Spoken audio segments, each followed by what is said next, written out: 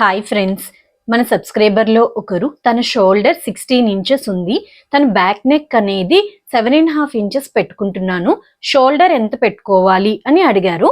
వారి కోసం ఈ వీడియో. వారి ఫుల్ షోల్డర్ ఎంత ఉంది? మనకి 16 ఇంచెస్ ఉంది కదా, 16ని హాఫ్ చేసుకోవాలి. హాఫ్ చేసుకుంటే ఎంత వస్తుంది? మనకి 8 ఇంచెస్ వచ్చింది.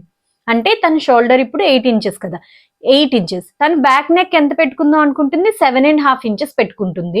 7.5 ఇంచెస్ పెట్టుకునేటప్పుడు మన యాక్చువల్ షోల్డర్ లో నుంచి ఎంత రెడ్యూస్ చేసుకోవాలి అనేది మనం ఈ విధంగా చార్ట్ ని ప్రిపేర్ చేసుకున్నాం కదా, ఆ చార్ట్ లో చూసుకోవాలన్నమాట.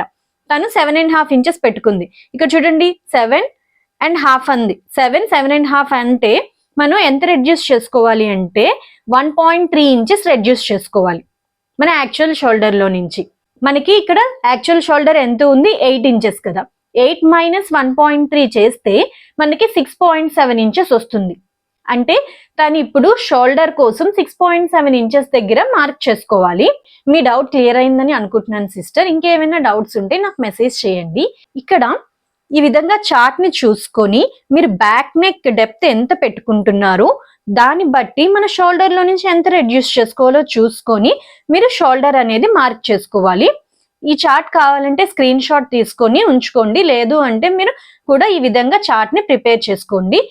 ఈ చార్ట్ ని ఏ విధంగా ప్రిపేర్ చేసుకోవాలో ఫుల్ వీడియో మన ఛానల్లో అవైలబుల్ గా ఉంది. లింక్ మీకు కామెంట్ బాక్స్ లో మెన్షన్ చేస్తున్నాను, ప్లీజ్ ఒకసారి చెక్ చేయండి.